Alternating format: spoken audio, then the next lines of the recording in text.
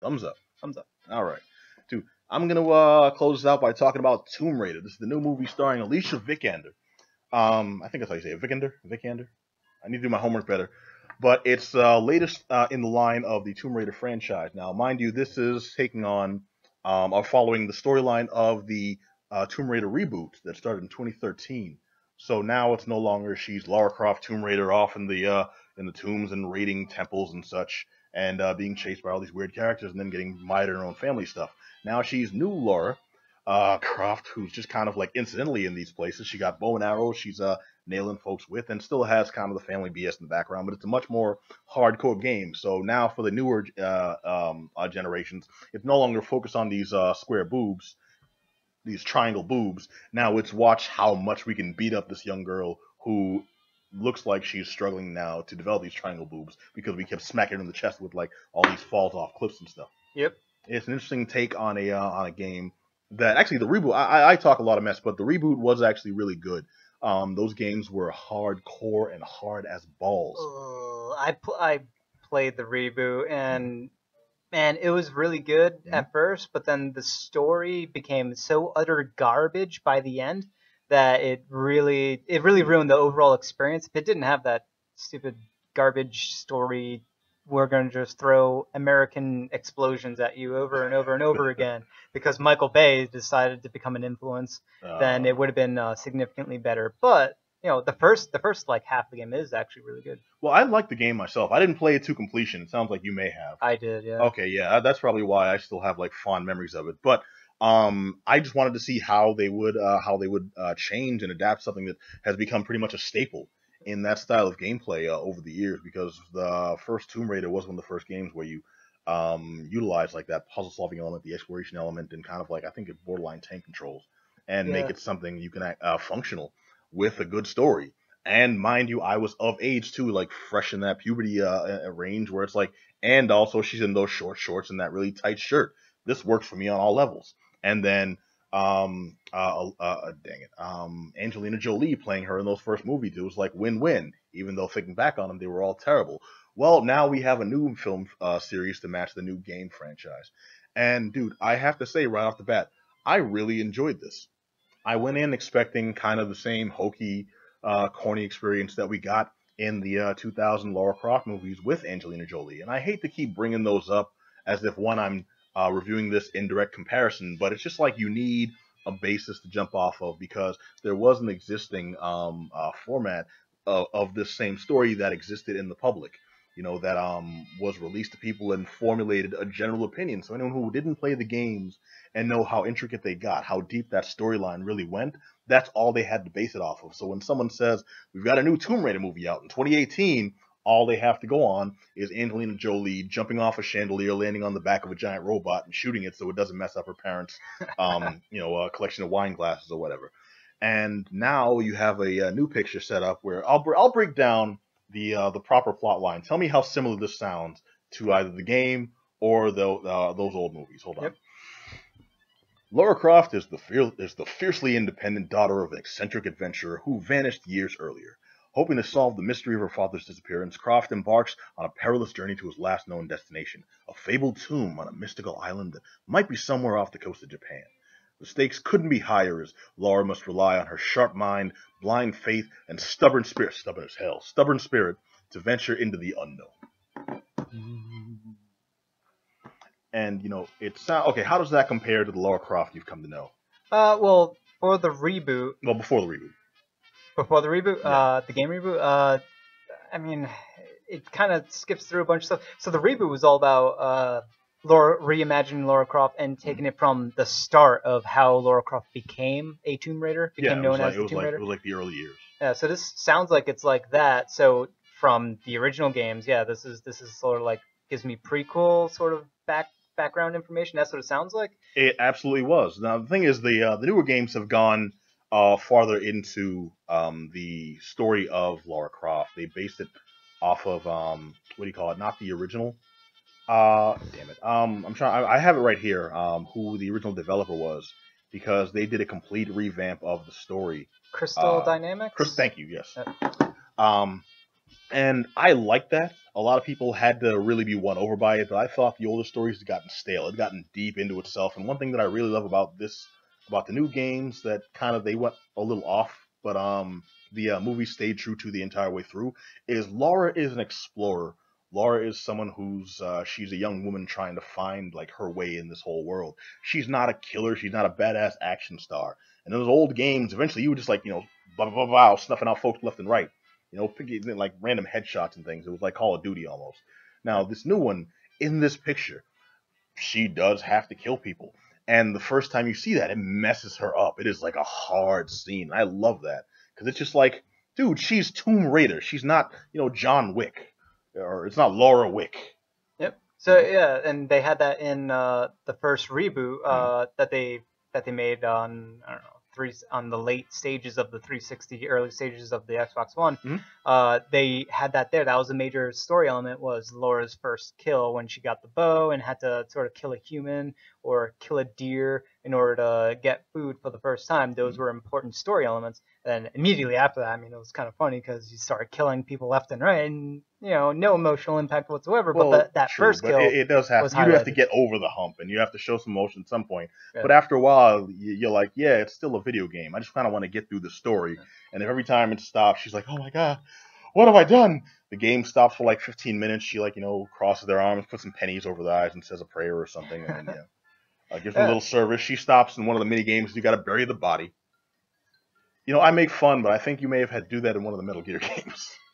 I remember Metal Gear 2, you had to like hide bodies in lockers or else people would discover them. They'd stay there for good. And what's worse is, depending on the hygiene of the person you killed, like I remember having to drag a particularly smelly dude through the ship. This is an older game, completely different series, but you had to drag a smelly dude through the ship and hide him in a locker that wasn't anywhere nearby, so you had to get him there. And if you stayed in contact with him too long, which you didn't really have a choice to, then like every other, unless you found a shower, all the other soldiers are detecting you. You didn't have any stealth advantage because everyone's smelling you from a mile away. You get the flies. You got flies flying around you too. So if you hide in a locker, they smell you, they see flies around there, and they're just gonna lay into you. That's Metal Gear Solid 2. I said what game it was. Oh, you suck. But this new Tomb Raider has that effect where it's like, okay, there's consequences and there's more of a realistic aspect to it. I'm not this she's not this incredibly super powered individual who's just in that situation where she's gonna take out everyone.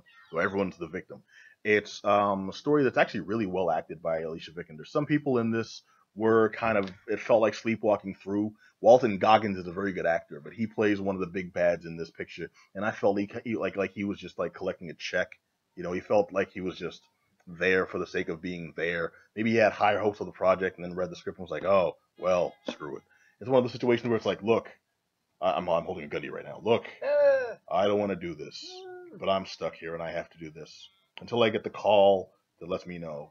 Now, what I'm going to do is make sure that you fall in line. If you don't fall in line, that was his delivery, just this deadpan. I'm like, you're a villain. Look, I'm going to shoot you in the face. So, I'm going to murder your family. I don't know. Do something with it. Those are way worse.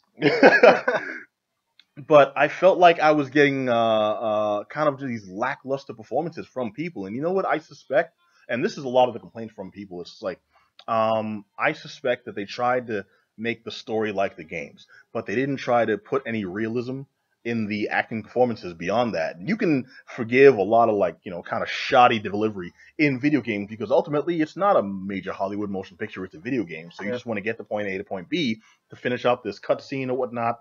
Unless it's a Hideo Kojima game, the cutscene is not going to be 2 hours.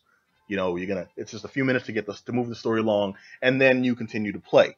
The movie, I think, didn't really make enough of a separation there, because a lot of the lines were delivered like video games, and a lot of the puzzle-solving elements, which you'd hope to see, and they did do in this, which I really liked. I'm hearing a lot of people complain about them, and I like seeing Laura solving puzzles, figuring out clues, and then landing in traps and finding ways to get out of them.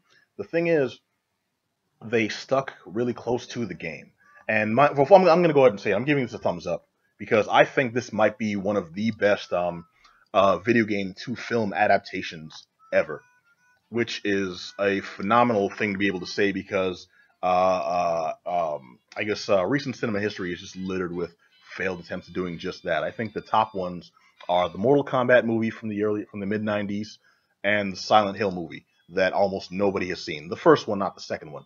Yep. And people will sprinkle in, well, I gotta say that Street Fighter it was fun. It was cheeky fun, and I'm like, yeah, but it doesn't make it a good movie.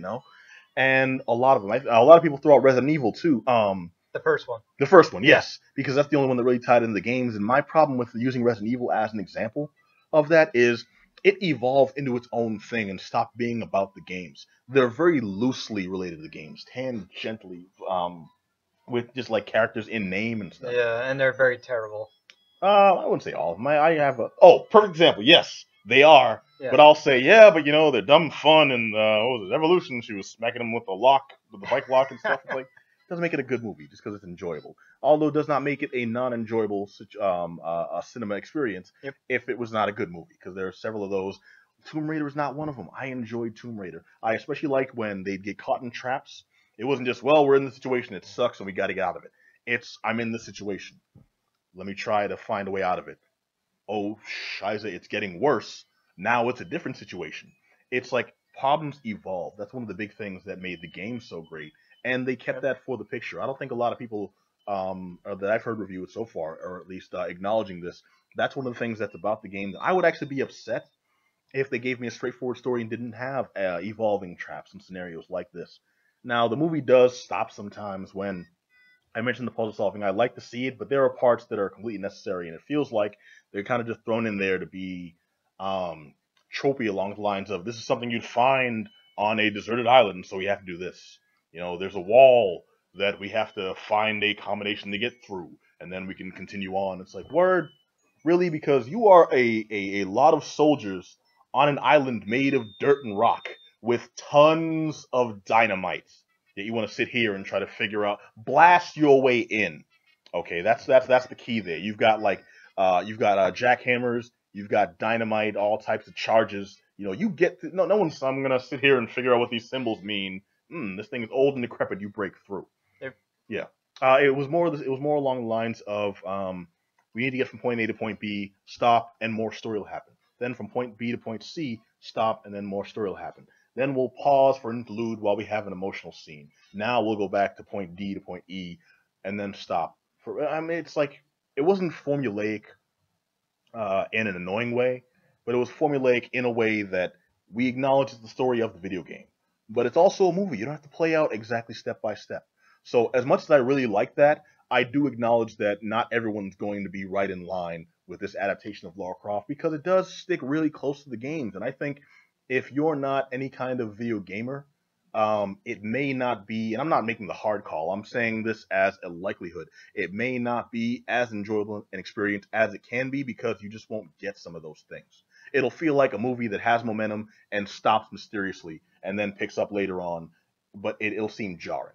That's what I'm getting at. So I know I'm a gamer, not to the same degree you are, because you're playing things on like I don't know the N Gauge and your analog phones and whatever else you named over there. Yeah. So that's a bit beyond my realm now. But we'll get it. Yep. We'll see this and we'll get what they're doing, how they're relating to the Tomb Raider games, and why it's so freaking cool when, dude, she pulls out the bow and arrow, and she's an archer in this. It's not like the old series where she's got the two guns and they do make allusions to that. I won't say when, I won't say how, because the movie also did have comedic points that I really like. Nick Frost makes an appearance, Yep. and he's great for comedy. Walton Goggins gives kind of a shoddy performance, but Laura has a personality in this. Alicia Vikander, I think, did an amazing job. Like, she nailed this. And when everyone else may not have been giving her, she gave 110%, and she looked so much the part in this, man. And also, didn't she do her own stunts? Yes, did her own stunts, which I definitely applaud because there's a couple of times where, she got wrecked. Oh, yeah. There was no way, like, I don't know, a cable snapped or something, but it was some cringy stuff. Beautiful. The dude Daniel Wu, I think, is the other key performance in this. He doesn't have much of a role, and they kind of just like shop him out to be like the convenient rescue towards the end of the movie, which isn't a spoiler. It's just like he's kind of a role that got shafted. He could have been more pertinent to this because the actor gave a much better performance than I think his character really called for. which was great, which was beautiful to see. But I would have liked to have seen more. But maybe they'll release an extended version on Blu-ray, which no one will buy. But right now, the movie's Tomb Raider, starring Alicia Vikander, Daniel Wu, Walton Goggins. I liked it. I thought they did a lot of clever stuff. I really liked the approach they took with we could see young Laura in society. Some of that stuff was hokey. You know, she didn't want to take over her dad's company. She didn't believe he's dead. She wants to be young Laura a little longer. And I don't need this responsibility and things. And then they do allude to a possible sequel. So I'm not sure if that's going to continue to follow the game series or not. Most likely it will. I don't see any reason for them to break away from it, especially since they stuck so closely to it now, unless those are the primary complaints. But otherwise, the way they did it was really good. I enjoyed this as a film. And I will say it was really good for a game movie, and it was decent for a film itself. You know, it would still get a thumbs up for me if this was like a standalone movie. So, I mean, dude, thumbs up, Tomb Raider. Starring Alicia Vikander. It's out now in theaters. I highly recommend Cash check it out. All right. So I've rambled for far too long, but this has been the Geek Down here on WEMF Radio. I want to thank